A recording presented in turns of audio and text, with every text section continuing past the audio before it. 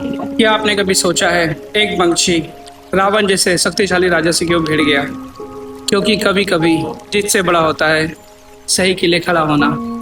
आज मैं हूँ केरल के प्रसिद्ध जटायु अर्थ सेंटर में, जहाँ पत्थरों में सिर्फ एक मूर्ति नहीं है बल्कि साहस, धर्म और बलिदान की कहानी जीवित है।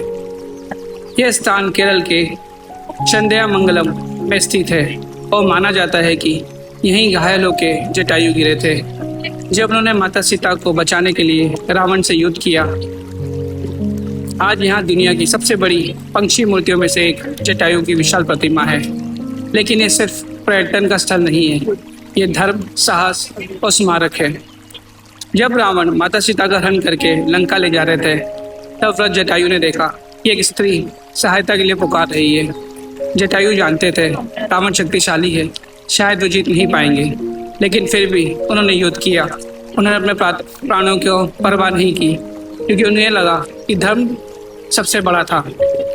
जटायु हमें सिखाते हैं उम्र बहाना नहीं होती है, शक्ति सीमित हो सकती है, लेकिन साहस असीम हो सकता है। उन्होंने दिखाया जब अन्याय सामने हो तो चुप रहना भी अधर्म होता है। आज हमारी लाइफ में भी कई बार हम गलत देखकर चुप रह जाते हैं। किसी के साथ इनजस्टिस, बुलिंग, करप्शन, गलत के सामने साइलेंस। हम सोचते हैं कि मुझे क्या करना, लेकिन जटायु सिखाता है सही के लिए आवाज उठाओ, कमजोर की रक्षा करो और इनाम से पहले कर्तव्य सोचो।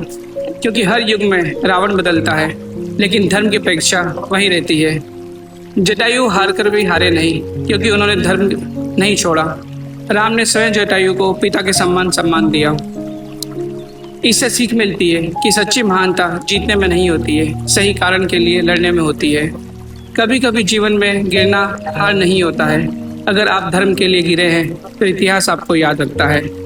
जटायु अर्थ सेंटर हमें सिखाता है कि साहस रखो, धर्म निभाओ, अन्याय के खिलाफ खड़े रहो, चाहे परिणाम कुछ भी हो। शक्ति से बड़ा साहस है और जीवन में सबसे बड़ा धर्म है। कल फिर मिलेंगे नई सीख के साथ। हरे कृष्ण।